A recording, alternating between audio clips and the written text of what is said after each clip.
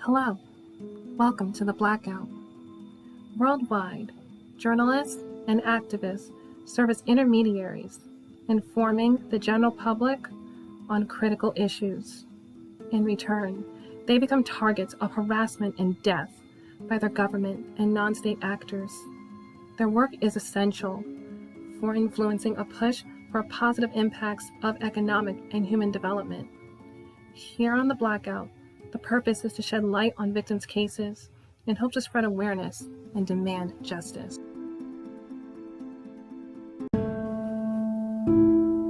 In this video, we are going to be doing the case of Zhang Zhang, a 37-year-old former lawyer and citizen journalist who was the first known person to face trial for reporting on the coronavirus response in China. She is now facing 4 to 5 years in prison. Zhang Zhang traveled to the city of Wuhan alone while it was under lockdown on February 3rd, 2020. She posted several videos that quickly went viral on her social media platforms, criticizing the Chinese government's mishandling of the COVID-19 pandemic. During a recorded interview before her arrest, she came across an online post by a local resident describing the living conditions in Wuhan during the pandemic. When finally arriving to Wuhan, she began reporting from various parts of the city, its crowded hospitals, and also documented the arrest of journalists and harassment meted out to the families of those seeking accountability, said a BBC report. Zhang described herself as having a rebellious soul, and that she spent every day in fear. Her live reports and essays were widely shared on social media platforms on the same day she went to Wuhan.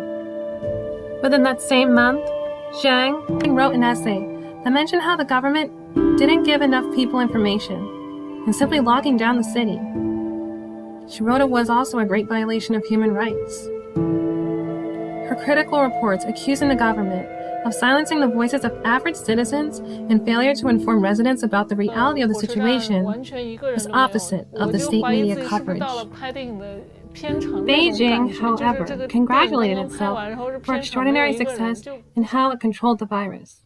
Controlling the flow of information has been crucial in how China's communist authorities have been able to reframe the narrative in their favor. U.S. intelligence has gathered information showing that officials in Wuhan withheld information from senior officials in Beijing for weeks about the coronavirus. According to U.S. officials familiar with intelligence. The reports also mention the Chinese Communist Party sought to obscure the full extent of their knowledge of the virus from the rest of the world.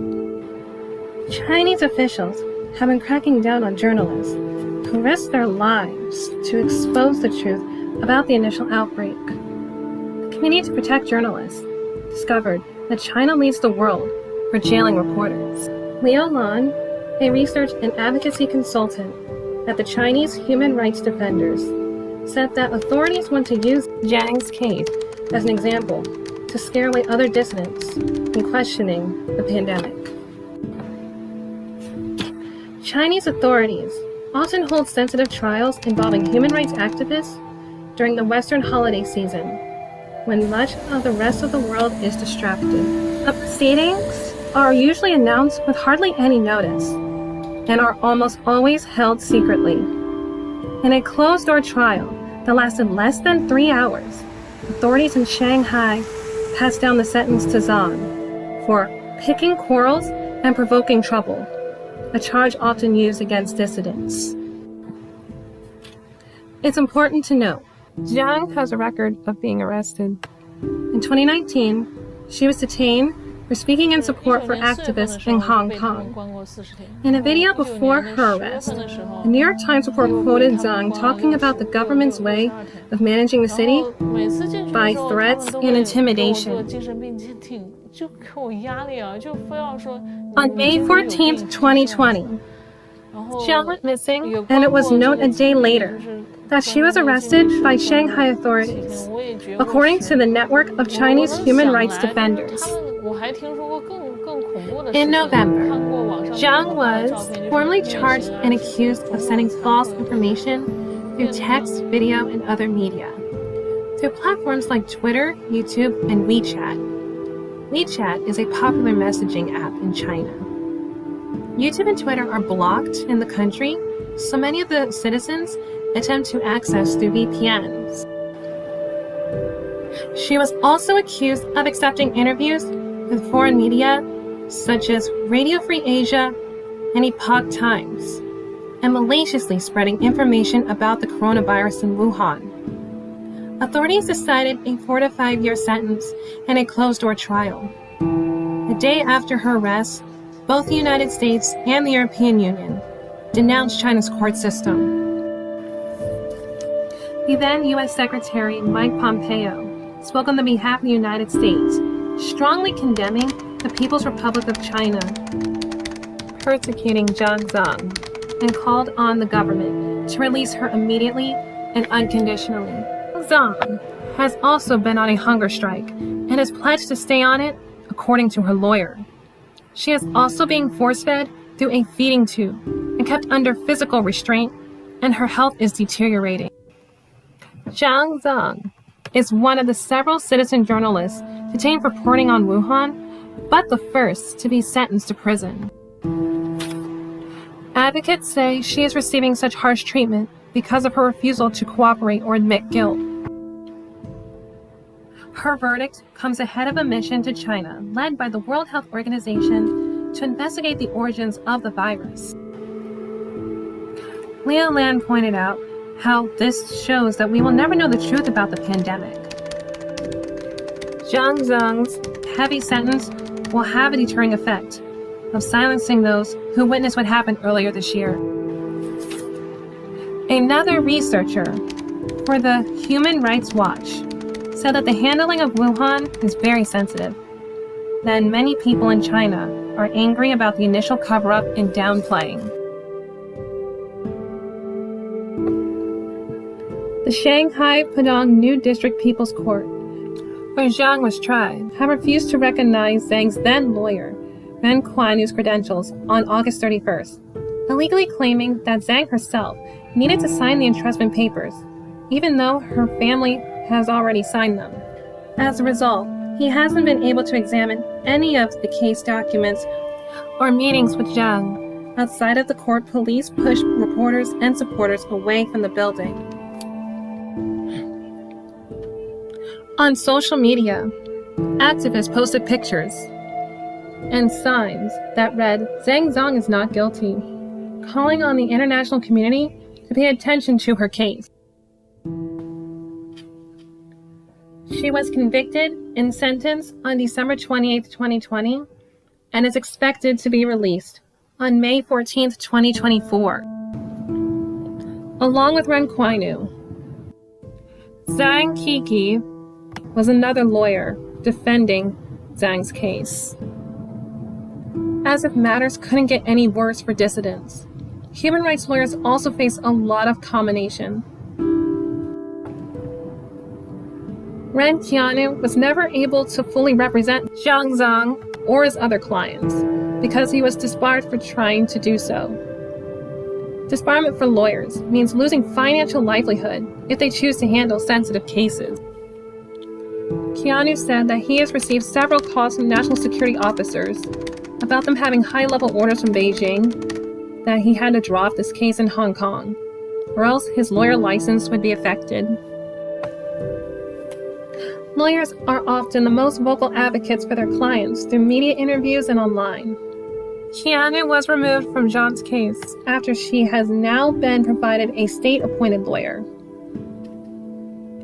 China's human rights lawyers have been buffeted by political restrictions under Xi Jinping, who has placed the Communist Party rule above rule of law.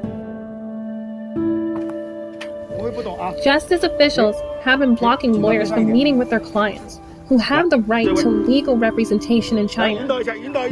China has made efforts to arrest and imprison lawyers for their political advocacy, but the state believes it's more convenient to suspend and revoke their license in order to deter them from handling politically contentious cases. Authorities have ordered Zhang Kiki to not speak to the press and to be censored on social media. he is still dedicated to speaking up for his client, despite the threats him and his family have received, and agreed to talk to CBS News. In an interview with the news station, he asked some really good questions. He asked that if lawyers don't do anything, what effect would that have on society? And since the virus outbreak in Wuhan, can experts even find relevant evidence on the origin? Zhang Kiki mentioned in his interview that Zhang Zong herself doesn't believe she will get real justice from the Chinese legal system. The attorney also hinted to Zhang by staff at the detention center where she's been held for months that any appeal against her sentence could extend the length of her prison term. This is likely one of the reasons why she decided against further legal action. Lawyer Zhang described her health as out of phase when he visited her on Christmas Day. He said that she lost 44 pounds since first being detained in May. While she decided not to repeal her sentence, Zhang Kiki will not have access to her. He says that all he can do, and to the best of his ability, is to spread awareness about her case and hope she'll be released soon. Then afterwards, if so, the now Biden administration can push not only for the release of Zhang Zong, but for her to be offered a spot here in the United States, where dissidents like her can live freely. There are 2 petitions on change.org, in which those who wish to help can show support. One is titled Free Zhang Zong, that has been mentioned in several media reports. Also, one for Wen Qianu and another for Lu Siwei. Qianu and Siwei are both in danger of being disqualified as lawyers by the Justice Department for their involvement in the case of the 12 Hong Kongers, as well as other human rights cases. There will be links in the descriptions below for those who are interested in showing support. Hi everyone. I hope you all liked and learned something from this video. People often overlook and take for granted the importance of journalists and activists and don't know how dangerous the jobs can be. That's why I encourage you to like and share this video and subscribe for more. Also, please consider donating to the organizations and charities in the links below. Thank you all so much. I'll see you on my next video. Bye!